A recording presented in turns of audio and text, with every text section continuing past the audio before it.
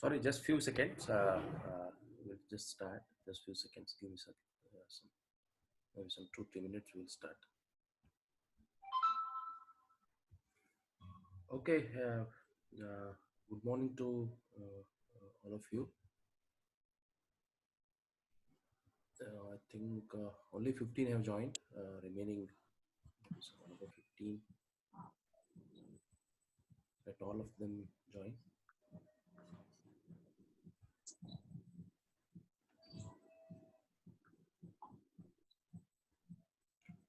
Okay, friends.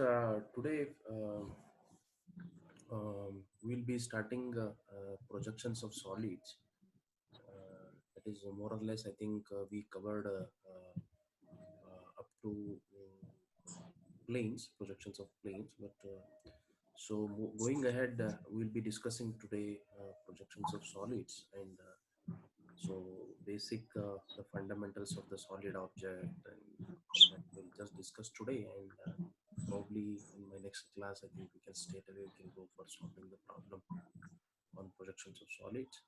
So let us begin with this. I think so. I have some PDF file. I'll be just going across.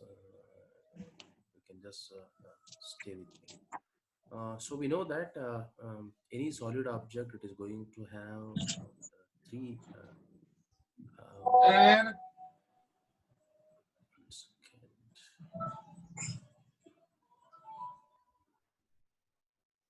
okay, so any solid object is going to have three different dimensions, that is length, breadth, and thickness. So normally, if it is a negligible thickness, we call it as a plane. Either it is going to have length and width. But here in solid object, it is going to have both. It will have length, width along with the thickness. So any thickness, if you add to plane, then it becomes a solid object. And also it is bounded by surfaces, which may be either plane or curved or combination of the two. For example, if you look at a sphere, then it is going to be it's a combination of the two. That is the plane surfaces and curved surfaces both together. It is going to be having. For any polygon, if you take like for example, if you take a triangular prism, then you will have a triangular surface. That is a plane surface we will have. So I mean to say, solid object can be it's made with a plane surface or curved surface or combination of the two. So any solid object it is going to be classified into two, that is polyhedron and solids of revolution.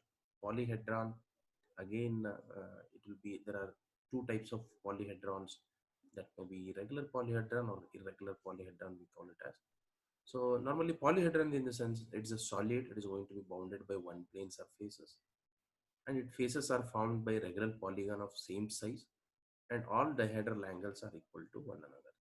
So any polyhedron or regular polyhedron, if you look at, it is going to be bounded by a solid plane surfaces and its faces are going to be formed by a regular polygon. So what exactly polygon and all that? So normally we will have two types of polygon. One is circular polygon and planar polygon. So for example, uh, other polyhedra, if you look at when faces of the polyhedron are not formed by equal identical faces, they may be classified into prism and pyramid. So normally any solid object, if you take other than a polyhedron, that is either you will have a cylinder or you will have a cone or you will have a prism or pyramid. So these are the few the essential. Sir, please increase your voice, sir. Is this fine now? Now it is okay, sir. Yeah, thanks. So any solid object, if you look at, then we'll be either we'll be seeing the prism, or we'll be seeing pyramid, or we'll be seeing the solids of revolution, that is cylinder or cone. All these probably we are familiar with the solid object. So here I have come up with a few regular polyhedron. If you can look at here, there is a tetrahedron. Tetrahedron in the sense, it's a, in fact it is going to have a triangular prism pyramid only, but we call it as tetrahedron because four equilateral triangular faces are going to be with the same size. For example, if you look at the first one in the figure, it is tetrahedron. So it will have three different surfaces, that is vertical surfaces. This one, second one, the another one. At the same time, the base surface is also equal to the same size of the side surface. So that is why we call it as a tetrahedron. So four equal lateral triangular faces are going to be same. So that's why we call it as a tetrahedron. If you look at the cube, so cube also we call it as hexahedron. You should not get confused when in a problem they say hexahedron, or if it is a tetrahedron. Tetrahedron in the sense the base surface is also same in size with respect to the side surfaces. So similarly, cube also sometimes cube also we call it as hexahedron. The only reason because the cube, it will have a four side surfaces. The four side surfaces we will have, as you can see here. At the same time, the top and bottom surfaces is also equal in size with respect to the sides of the cube.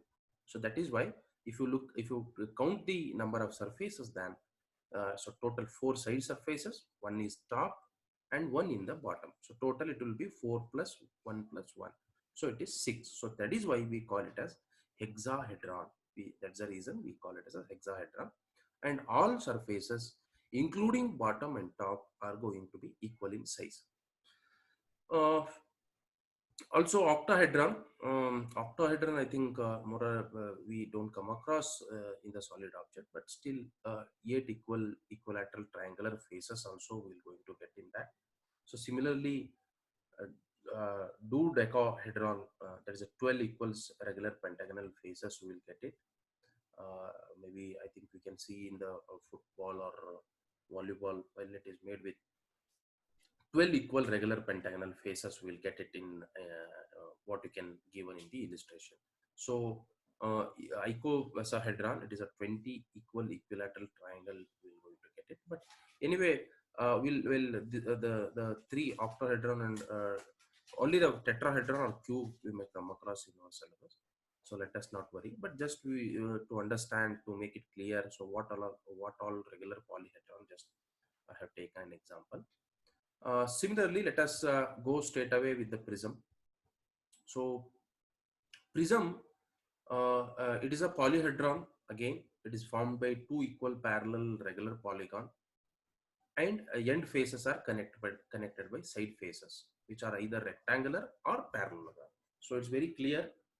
Prism in the sense, it is a polyhedron. It is going to be formed by two equal regular polygon. For example, let me take a triangular prism, the first one. It is made with a two regular polygon. So one is at the top, front, and the bottom. And these end faces are connected by side faces. Side faces, what you can see here. And these side faces, which are either rectangular or it is going to be parallelogram. Either it is rectangular or it is going to be parallelogram. This is in case of prism. So any for that matter, if you take, so first one is a triangular prism. The second one is in the figure. It is a square prism. It will have top face and bottom, that is a base. It is also equal in size. Uh, these two surfaces are joined by side faces. That is for which is again it is rectangular in nature, all the four sides. Similarly, you take pentagonal prism. Also, this is also top and bottom, that is base. and it is these two surfaces are joined with the rectangular surfaces again.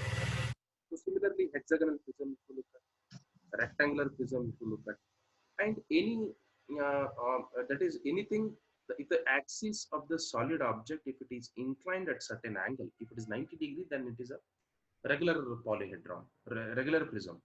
If it is at certain angle, then such a solid object we call it as oblique surfaces. Oblique surfaces. So axis is going to be inclined. So what I mean to say from this illustration is that, so we'll just go through the nomenclature. So because it's very important while doing practice. So I'll take again the first one, square prism. In the square prism, it will have a top surface and also base surface. So the two surfaces are connected by side surfaces, that is rectangular surfaces. That is also we call it the side surface. And we will have in the square prism, we will have four edges, four side edges and four longer edges, four shorter edges and four longer edges. Which are the longer edges? The vertical edge, which is going to connect the top and base, that is something we call it as a longer edges. Hope it is clear. We call it as a longer edges. For example, top surface, it is connected by a shorter edges. So those all are shorter edges, or we call it as the vertical edges, which are going to connect the top and base, is going to be called as longer edges. And in the first figure, it is the axis. Axis is at the center of the solid object. We call it as. So these are the type of nomenclature or different terminology which we use it. So that also we understand. So pyramid, again a pyramid, a polyhedron, again it is formed by a plane surface of its base, and a number of triangles is going to be its side, and all meeting point we call it as a vertex or apex. So in pyramid only we will have a base or a plane surface. The remaining, so what you can notice from this, what is the difference between the prism and pyramid is that the side surfaces are going to be either rectangular or parallelogram. But in pyramid, all are meant with going to be the triangular faces. So axis we have seen, and here in the prism we didn't find any slant edges, only we have got longer edges. But in case of pyramid, we come across with a slant or inclined edges. Inclined edges, slant edges, longer edges, all that will be called the edges which are going to connect the apex and the base corners. So probably I will go through one more sketch. So these are the, for example, this is an axis. So base, it will going to have base will have base will going to have base and an apex. Apex is the a top notch corner. That corner, from that corner, all slant edges are going to be connected to its base. For example, if it is a rectangular, square pyramid, it will have a 4 slant edges. If it is a pentagonal, it will have 5 slant edges. If it is a rectangular, it will have. I'm getting some disturbance from your side. Please mute from your side.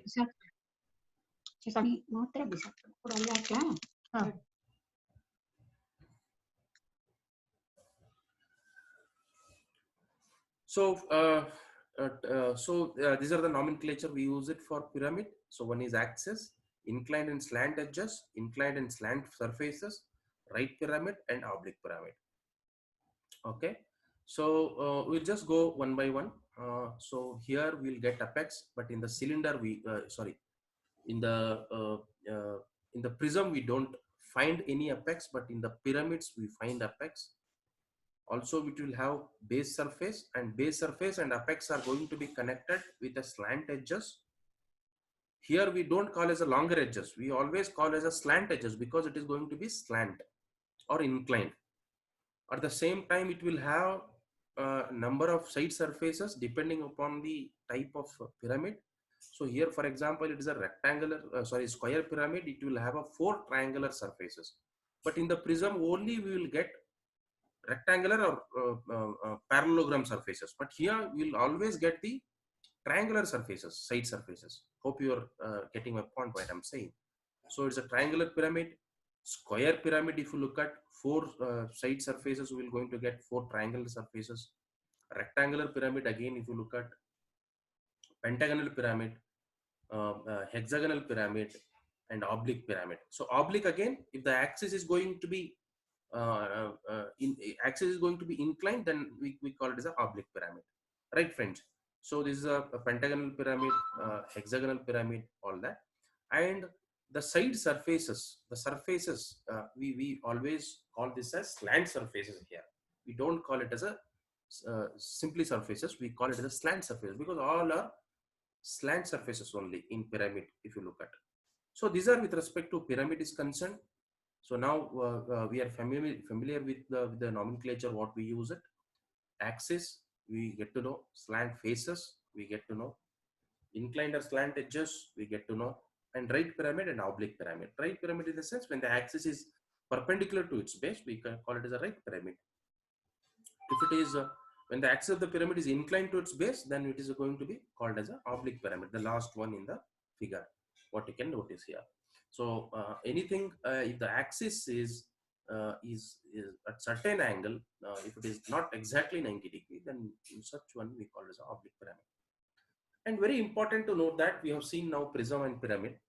Now it is very important to know the another few other types of solids, but that all comes under solids of revolution. Maybe it is cylinder, cone, sphere, all that. So these cylinder, cone, and sphere. We call it as a solids of revolution.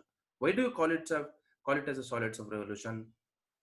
For example, when you take when some of the plane figures are revolved about one of their side, you will get a solids of revolution. For example, uh, you take a rectangular surface and you revolve it in a common point, keeping one point as a center or origin. If you revolve it, you will get a cylinder object. So that is what the definition it makes. When some of the plane figure are revolved about one of their side, please please uh, highlight the word one of its or no, one of their sides, then you will get the cylinder. Similarly, you take a triangular surface or triangular one of the triangular plane you take, and you just revolve it by 360 degree, you will get a cone. So when a rectangular is revolved about one of its sides, the other parallel side generates a cylinder.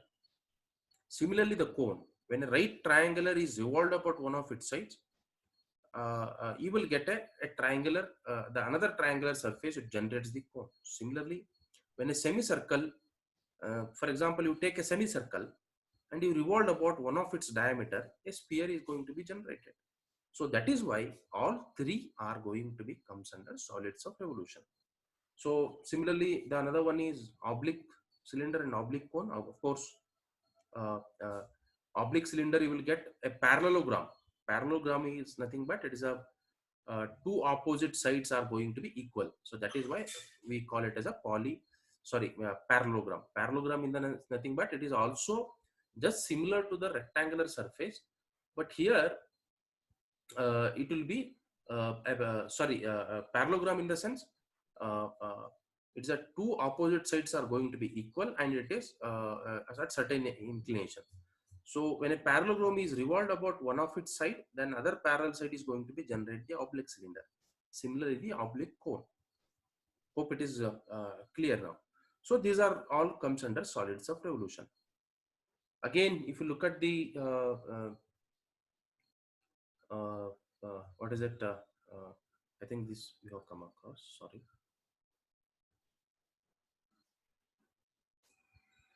So truncated and frustum. Anyway, we'll discuss it later. But let us also just come to know truncated and frustums of solids. We call it as.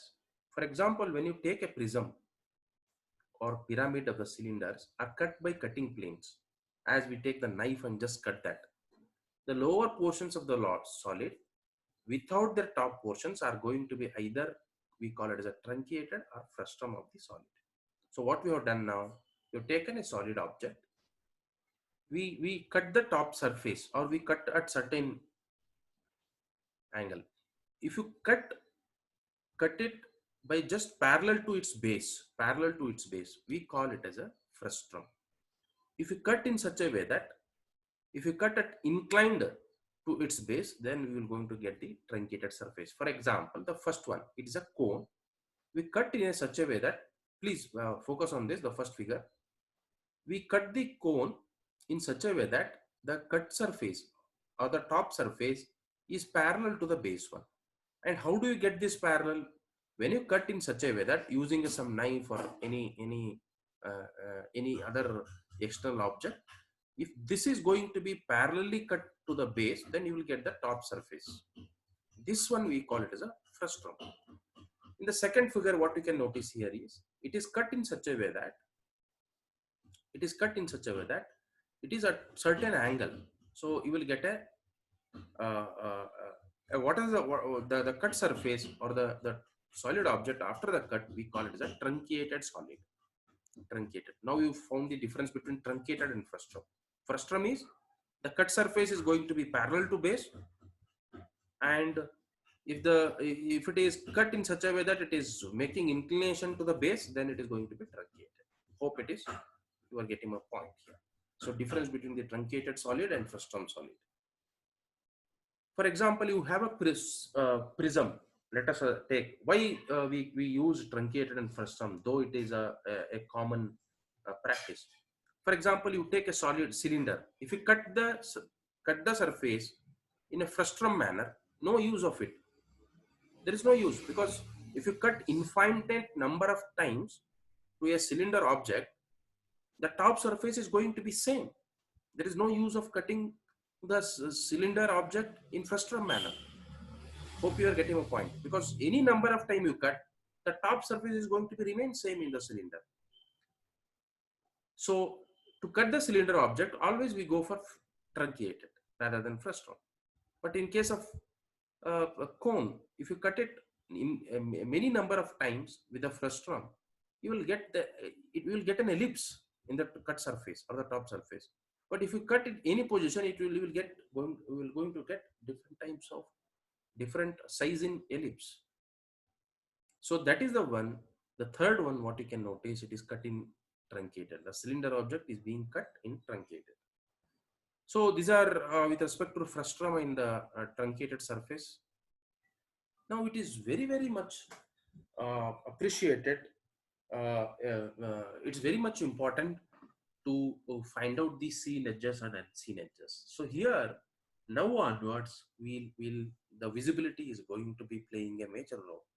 So when the drawings are going to be orthographic views of an object, it will be required to show some of the hidden details which are invisible, and they are going to be shown with the dashed lines that I have already come across in my beginning of the class. So visibility is also comes into play, which are going to be seen edges, which are going to be unseen edges. If it is a seen edges, then we will be marking with them with a continuous thick line. If it is unseen edges, we will be marking with dashed lines. So to differentiate, it is seen, and if it is to differentiate, it is unseen edges. So rules of visibility, you please make a note of it. It is very, very important. All outlines of every view are visible. All outlines of every view are going to be visible. The outlines of all views are going to be shown full lines. So it is a thumb rule that in any solid object, all the outermost surfaces is going to be always seen. The outermost surfaces are going to be always seen. So that is what it means. All outlines of every view are visible. It is and also it is true also. For example, you take a mobile phone and just hold it in a hand. We will get to know its all outermost edges. And when we see the all outermost edges, then only we can identify its shape, and using the shape only we can be able to say this is the phone. So that is the reason any solid object, all outermost lines are going to be considered as seen edges or visible edges. according to the visibility. For example, in the top, for example, in the front view, I have taken this as an example. It is a uh, it is a frustrum of the pentagonal. Frustrum of the pentagonal. Why we are calling frustrum? Because it is cut in such a way that it is, in fact, it is a pentagonal pyramid. It is cut with a frustrum, so that's why it is called as a frustrum of a pentagonal pyramid. So look at here. When I'm seeing from the front, when I'm seeing it from the front, two rectangular surfaces are going to be seen to me. Sorry, two surfaces, that is two side surfaces, that is A, B, B1, A1 is seen to me. B, C, C1, B1 is seen to me. While the other three surfaces which are behind, which are covered by the front surfaces, so which are unseen. So that is why it is marked with dashed lines. Dashed lines. Hope it is clear, friends. So when I'm seeing it from the front, two surfaces are going to be seen to me, but the remaining are unseen, so that's why it is marked with hidden lines.